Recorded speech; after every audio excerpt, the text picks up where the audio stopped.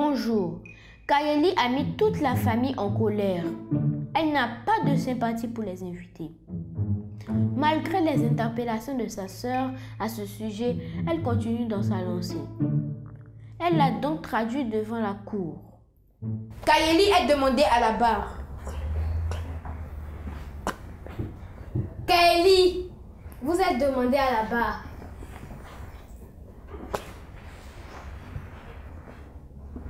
Kayeli, tu n'aimes pas la quiétude, toi.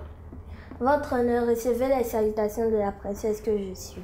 Non, tu n'es pas une princesse. Une princesse n'est pas désagréable. Mais une princesse est droite et moi je dis la vérité quand il le faut. Bien, tu en diras autant.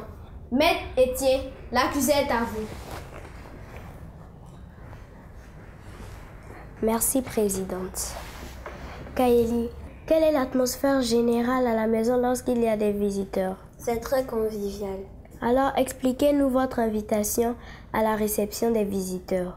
Bien sûr. D'abord, je n'ai pas le droit d'ouvrir la porte aux invités, car papa a dit que je suis encore petite. Mais quand il sonne, je demande qui c'est et je fais le retour à ma nounou pour qu'elle leur ouvre.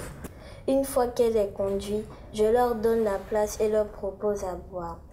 Je leur demande de patienter par la suite afin que la personne à visiter soit prête à les rejoindre. Je ne participe aux échanges que si les parents l'exigent. Mais à vrai dire, entendre les conversations des grands, non, ça ne me passionne pas. Mais on vous reproche de mal vous comporter envers les invités. De quoi s'agit-il au juste? Ce n'est pas vrai. Un visiteur est une personne qu'on reçoit chez soi. Je ne peux pas mal me comporter envers une personne à qui l'on a demandé de venir. Mais par contre, il y a des visites que je n'apprécie pas. Celles aux heures de repos et aux heures de repas. À l'école, on nous a dit que ce n'était pas bien sûr. Bien. Kayeli semble faire la princesse, mais elle sait s'occuper des visiteurs. Elle est juste fidèle au principe de vie en communauté. La famille garde son intimité sans être perturbée par les visites. Ce sera tout pour moi. Maître Koné, l'accusé est à vous.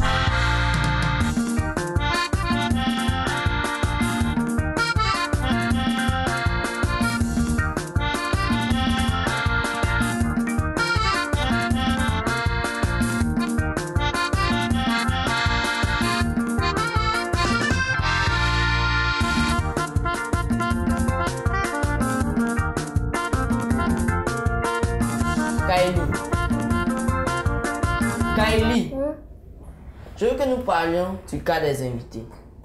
Comment reçois-tu les invités qui viennent à des heures que tu n'apprécies pas? Je ne les reçois pas du tout. Je ne suis pas disponible pour les visiteurs aux heures de repos et de repas. Donc à ces heures, impossible de vous voir discuter avec un étranger. Impossible. Votre sœur vous reproche de ne pas respecter les étrangers. Elle m'accuse à tort. J'ai juste dit une ou deux fois la vérité. La dernière fois, un visiteur est venu à la maison à l'heure de repos. Maman dormait et moi j'étais à table. Il a pratiquement exigé que je lui donne aussi à manger. Il a aimé le plat. Dans la même semaine, il est revenu 2 ou 3 fois et a agi de la même manière. Silence! Puisqu'il venait régulièrement et manquait maman à chaque fois, j'ai donc décidé que maman sacrifiera sa sieste pour recevoir ce monsieur qui payait toujours le transport en vain. J'ai donc crié, « Maman, descends, le monsieur qui vient toujours manger mon plat est venu te voir. » C'est ce qui a fâché ma soeur. Elle dit que je suis désagréable, comme si c'était agréable de partager mon plat. Moi, je n'ai fait que dire la vérité. Vous aurez pu informer votre mère sans crier. J'étais à table, je ne me lève pas avant d'avoir fini. Et qu'y a-t-il? Ai-je menti sur lui? Il n'a même pas dit un mot car il savait que c'était vrai.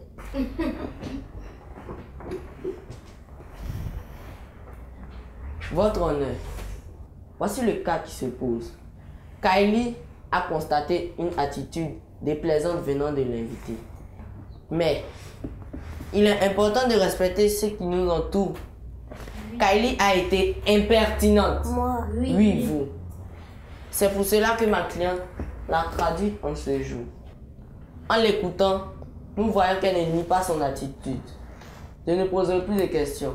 Mais avant, je voudrais que vous d'attirer l'attention sur le fait que tout est permis, mais pas forcément utile. Ce sera tout. Kaeli, regagnez votre place. Zita, vous pouvez venir à la barre. Mademoiselle Zita est demandée à la barre.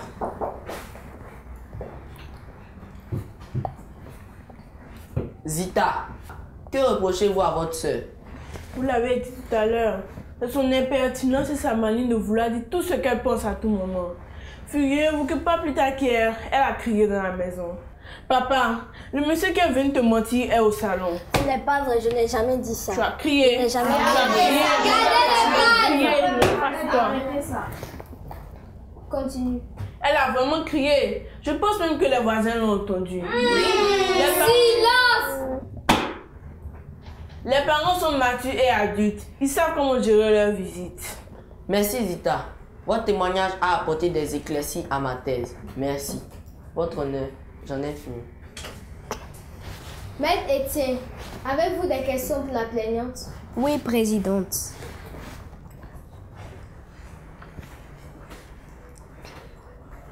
Zita, que pensez-vous des visites aux heures de repas ou de repos? Je pense que c'est inapproprié. Alors pourquoi vous vous offusquez sur le recadrage de votre sœur? Ce n'est pas son rôle.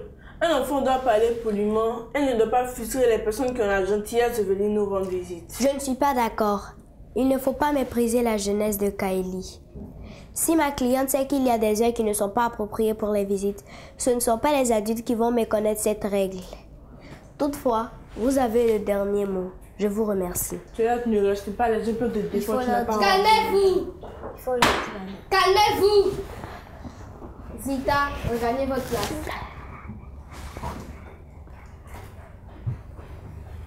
La séance est suspendue pour préparer le verdict.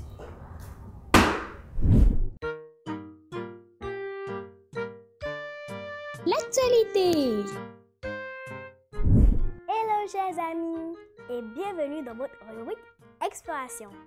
Aujourd'hui, nous parlerons de Léopolda. Cette magnifique plage, située à 150 km d'Abidjan, est menacée par le changement climatique et la montée de l'océan depuis janvier 2019. De nombreux dégâts ont été constatés. Des maisons inondées, des cimetières, des arbres déterrés, etc. Ce qui risque de faire disparaître ce village de pêcheurs qui autrefois était un site touristique. Merci de nous avoir suivis. Au revoir et à bientôt. Il faut respecter l'intimité des familles. Il ne faut pas y aller aux heures de repas ou de repos. Ne pas s'inviter à table sans y être convié. Ce sont des mesures à prendre pour ne pas être insulté par un enfant. Kaeli a été désagréable avec ses invités. C'est pour cela que je la déclare coupable des faits qui lui sont reprochés. Bien fait. Elle sera désormais contrainte à partager son repas à tous ceux qui viendront à midi sans dire un mot. Elle devra aussi s'investir dans leur confort. Mais avant de lever la séance, permettez aux jurés de donner quelques conseils.